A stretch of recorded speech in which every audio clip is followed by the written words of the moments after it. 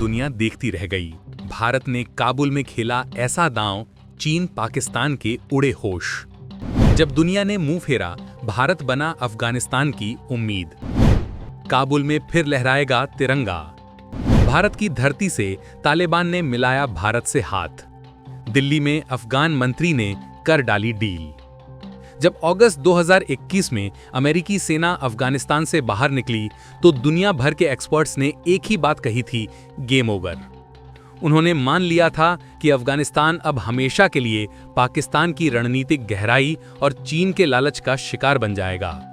भारत के लिए इसे एक बहुत बड़ी कूटनीतिक हार के तौर पर दिखा जा रहा था। लेकिन वो सब भूल गए थे कि ये 2025 का नया भारत है जो हारी हुई बाजी को जीतना जानता है। पर्दे के पीछे जब पूरी दुनिया अफगानिस्तान से अपने दूतावास बंद कर रही थी, तब भारत चुपचाप एक ऐसी महारणनीति पर काम कर रहा था जिसकी भनक न बीजिंग को लगी न इस्लामाबाद को। और अब उस रणनीति का पहला अध्याय लिखा जा चुका है जिसने दुनिया के हर विदेश मंत्रालय में भूचाल ला दिया है। ये कहानी है उस कूटनीतिक सर्जिकल स्ट्राइक की जिसने रातों रात अफगानिस्तान के खेल में भारत को फिर से सबसे बड़ा खिलाड़ी बना दिया है। ये उस चाणक्य नीति की कहानी है जो साबित करती है कि भारत अब किसी के दबाव में नहीं बल्कि अपने दम पर दुनिया की दिशा तय करता है।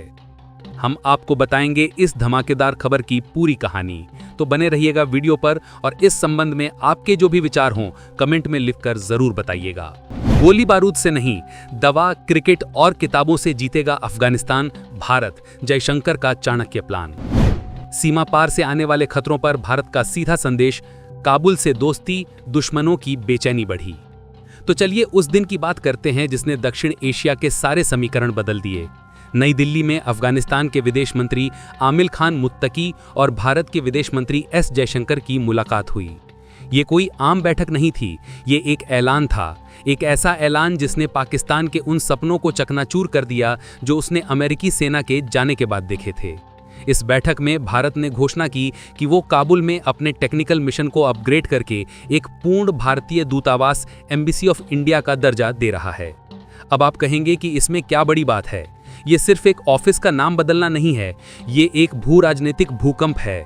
इसका सीधा मतलब है कि भारत अब अफगानिस्तान की मौजूदा हुकूमत के साथ सीधे तौर पर खुलकर और बड़े स्तर पर काम करने जा रहा है। याद कीजिए 2021 के बाद जब दुनिया के ज्यादातर देशों ने अफगानिस्तान से अपने राजनयिक संबंध तोड़ लिए थे, तब भारत ने हिम्मत दिखाते हुए वहां एक छोटा टेक्निकल मिशन बनाए रखा था। ये भारत की दूरदृष्टि थी। भारत जानता था कि आप अपने पड़ोसी को बदल नहीं सकते, इसलिए उससे मुंह फेरना बेवकूफ़ी है। भारत ने इंतजार किया सही समय का, और अब जब चीन और पाकिस्तान अफगानिस्तान की जमीन पर अपना जाल बिछाने की पूरी कोशिश कर रहे थे, तब भारत ने किंग मेकर की तरह धमाकेदार एंट्री मारी है।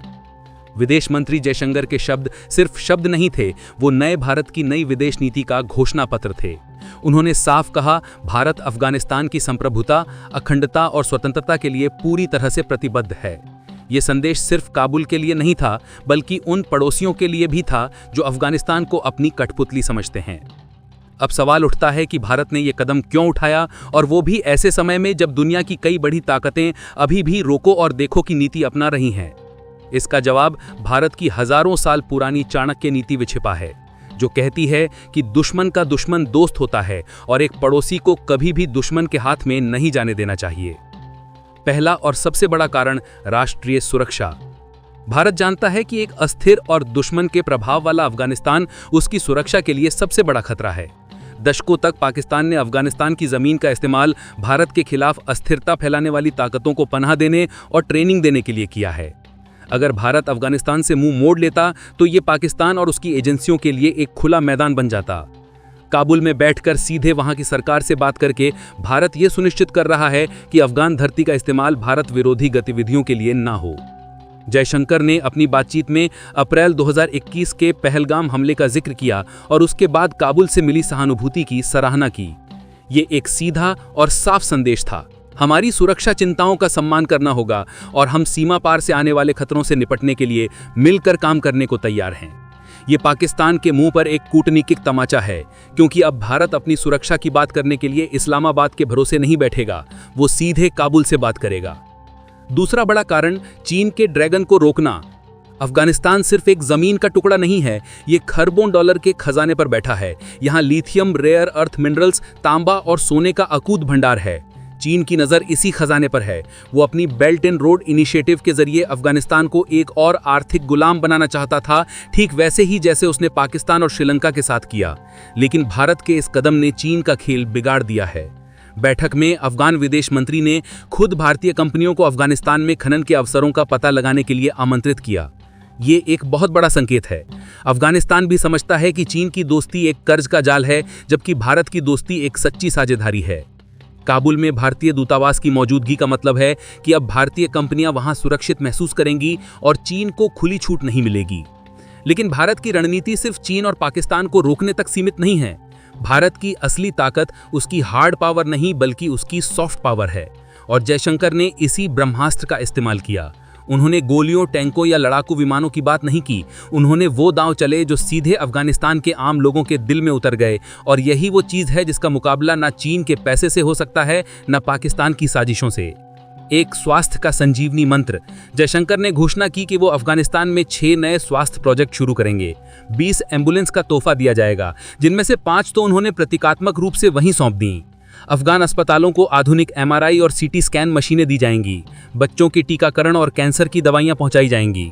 कल्पना कीजिए, जब एक दूर दराज के अफगान गांव में भारत की दी हुई एम्बुलेंस किसी की जान बचाएगी या भारत की दी हुई दवा से किसी का बच्चा ठीक होगा, तो उस परिवार के दिल में भारत के लिए जो इज्जत पैदा होगी, क्या उसे कोई खरीद सकता है? 2. विकास और पुनर्निर्माण का वादा। भारत ने हमेशा अफगानिस्तान के विकास में एक बड़े भाई की भूमिका निभाई है।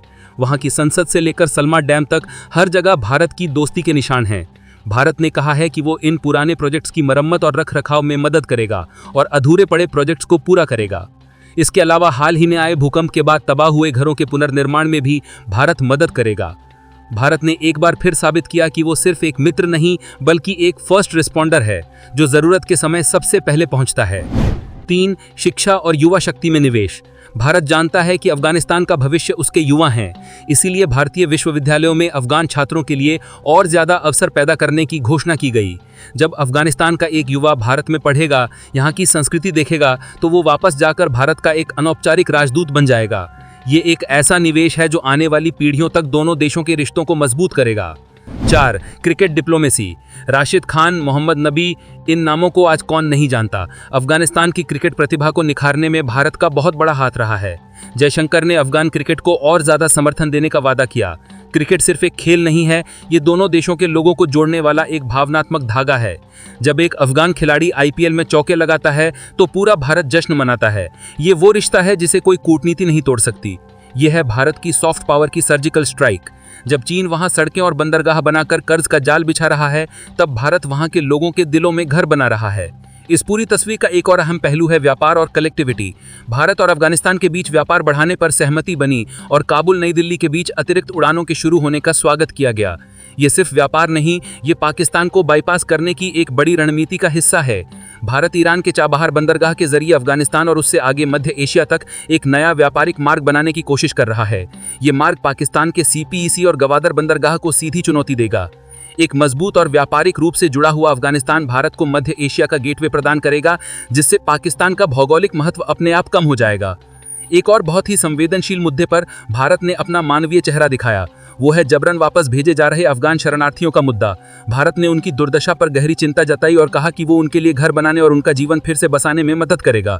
ये कदम भारत को एक जिम्मेदार और मानवीय शक्ति के रूप में स्थापित करता है, जो सिर्फ अपने हितों की नहीं बल्कि पूरे क्षेत्र के लोगों की भलाई की भी परवाह करता है। साथ ही अप्रैल 2025 में भारत द्वारा शुरू किए गए नए वीज़ा मॉड्यूल से अब अफगान लोगों को मेडिकल, व्यापार और पढ़ाई के लिए ज़्यादा संख्या में वीज़ा मिल रहे हैं। ये कदम लोगों के बीच के रिश्ते को और मजबूत कर रहा है। तो इस पूरी कहानी का निचोड़ क्या है? भारत का काबुल में दूतावास को अपग्रेड करने का फैसला कोई अचानक लिया गया कदम नहीं है, बल्कि ये एक सोची समझी, बहुआयामी और दूरदर्शी रणनीति का हिस्सा है। इस एक कदम से भारत ने कई निशाने साधे हैं। पहला, उसने अपनी राष्ट्रीय सुरक्षा को मजबूत किया है और सीमा पार से आने वाले खतरों के स्रोत पर ही सीधी पहुंच बना ली है। दूसरा, उसने चीन के आर्थिक विस्तारवाद पर एक मजबूत कूटनीतिक ब्रेक लगाया है और अफगानिस्तान के प्राकृतिक संसाधनों की दौड़ में खुद को एक प्रमुख दावेदार के रूप में पेश किया है। ये वो नया भारत है जो इंतजार नहीं करता, इतिहास लिखता है। ये वो भारत है जो चुनौतियों को अवसरों में बदलना जानता है। काबुल में तिरंगे का फिर से पूरी शान से लहराना सिर्फ एक दूतावास का खुलना नहीं है, ये उस भरोसे की वापसी है, उस दोस्ती की नई शुरुआत है और उस कूटनीतिक शक्ति व्यक्ति का प्रमाण है जो अब हर चुनौती का सामना करने के लिए तैयार है।